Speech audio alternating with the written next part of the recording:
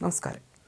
ഒറ്റപ്പെട്ട സംഭവങ്ങളെ ചൂണ്ടിക്കാട്ടി ചെറുതാക്കി കാണിക്കരുതെന്ന് ടൂറിസം വകുപ്പ് പറയുമ്പോഴും ഏറെ കൊട്ടിഘോഷിച്ചു തുടങ്ങിയ കേരളത്തിലെ ക്യാരവൻ ടൂറിസം പദ്ധതി പച്ച തൊട്ടില്ല.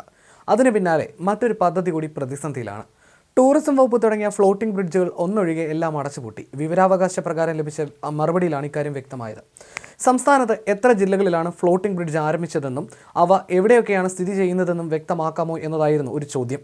കോഴിക്കോട് ബേപ്പൂർ, കണ്ണൂർ മുഴപ്പിലങ്ങാട്, മലപ്പുറം താനൂർ, കാസർഗോഡ് ബേക്കൽ, തിരുവനന്തപുരം വർക്കല, തൃശൂർ ചാവക്കാട്, എറണാകുളം കുഴിപ്പിള്ളി എന്നിവിടങ്ങളിലാണ് ഫ്ലോട്ടിംഗ് ബ്രിഡ്ജുകൾ ആരംഭിച്ചത്. നിലവിൽ പ്രവർത്തിക്കുന്നത് എറണാകുളം കുഴിപ്പിള്ളിയിൽ മാത്രമാണ്. അതായത് മറ്റ് 6 ഫ്ലോട്ടിംഗ് ബ്രിഡ്ജുകളും അടച്ചുപൂട്ടിയെന്നാണ് വിവരാവകാശ മറുപടിയിൽ വ്യക്തമാക്കുന്നത്.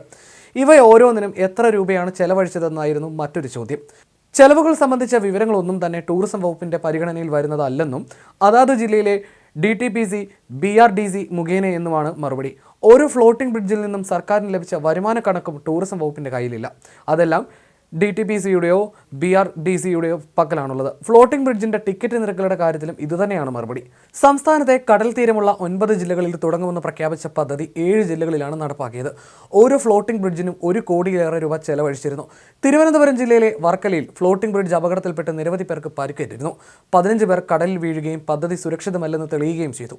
ടൂറിസം വകുപ്പ് മന്ത്രി മുഹമ്മദ് റിയാസിന്റെയും സർക്കാരിന്റെയും വേണ്ടപ്പെട്ടവർക്കാണ് പദ്ധതികളുടെ കരാർ നൽകിയതെന്നും കൃത്യമായ ചെലവ് ആർക്കും അറിയാത്തതിനാൽ വലിയ അഴിമതിക്ക് സാധ്യതയുണ്ടെന്നും ആരോപണം ഉയർന്നിരുന്നു. 7 ഫ്ലോട്ടിംഗ് ബ്രിഡ്ജുകൾ തുടങ്ങിയിട്ട് ഒരെണ്ണം ഒഴികെ എല്ലാം പ്രവർത്തനരഹിതമെന്ന് ടൂറിസം വകുപ്പ് തന്നെ വ്യക്തമാക്കുമ്പോൾ പദ്ധതി നടത്തിപ്പിലെ ഗുരുതര വീഴ്ചയും ആസൂത്രണത്തിലെ പിഴവുമാണ് വ്യക്തമാകുന്നത്.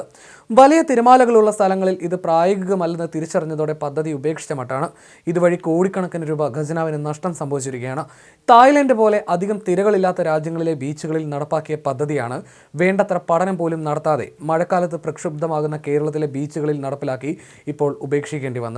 കണ്ണാടിപ്പാലങ്ങളുടെ കാര്യത്തിലും ഈ അനാസ്ഥ കാണാം. തിരുവനന്തപുരം ആക്കുളത്തെ കണ്ണാടിപ്പാലം പണി പൂർത്തിയാക്കിയെങ്കിലും പൊതുജനങ്ങൾക്ക് തുറന്നു കൊടുക്കാൻ 1 വർഷത്തിലേറെ വേണ്ടി വന്നു. ഏകദേശം 1.25 കോടി രൂപ മുടക്കി പണിത ഈ പാലം പണി പൂർത്തിയാക്കിയ ഉടൻ തന്നെ തൂണുകളുടെ സുരക്ഷയില്ലായ്മയും ഗ്ലാസിന് വിള്ളൽ വീണതും ഉൾപ്പെടെയുള്ള തകരാറുകൾ കണ്ടെത്തിയിരുന്നു. NIT കോഴിക്കോട് പാലം പരിശോധിക്കുകയും ഇത് പൊതുജനങ്ങൾക്കൊട്ടും സുരക്ഷിതമല്ല എന്ന് റിപ്പോർട്ട് നൽകുകയും ചെയ്തു. ഗ്ലാസ് പാളികൾ മാറ്റാനും തുരുമ്പിച്ച തൂണുകൾ ബലപ്പെടുത്താനും നിർദ്ദേശിച്ചു.